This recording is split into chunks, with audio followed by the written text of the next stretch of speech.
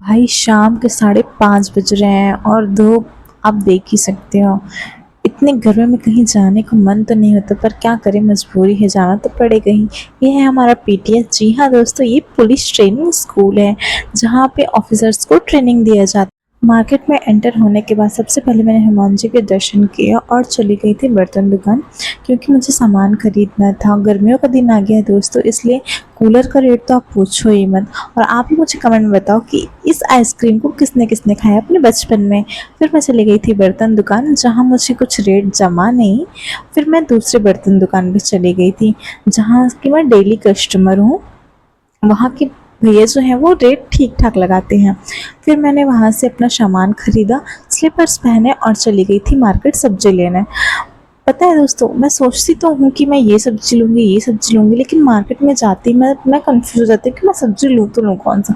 यहाँ पे मैंने सबसे पहले टमाटर ले लिया था, जो कि भैया 10 रुपये किलो दे रहे थे। मैंने इनको बिल पे किया और निकल गई थी बाकी सब्जी खरीदने।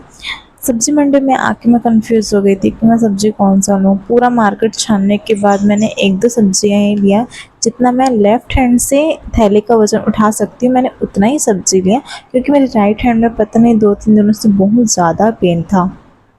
मैंने पूरा मार्केट घूमा और सब्जियाँ खरीदा।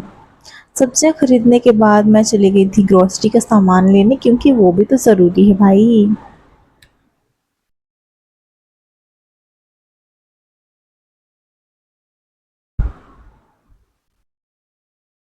ग्रोसरी का दुकान में जा ही रही थी कि यहाँ पे दादी जो है एक गैया को मार रही थी, क्योंकि गैया ने इनका धनिया खा लिया था।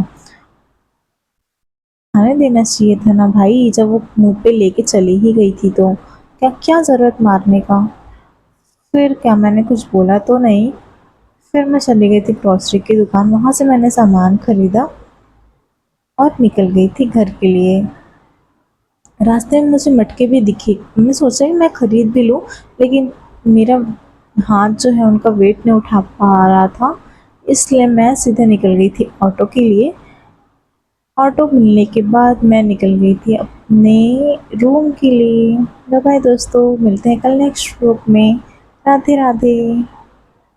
प्लीज़ मेरे ब्लॉग्स को लाइक, सब्सक्राइब एंड शेयर कीजिए।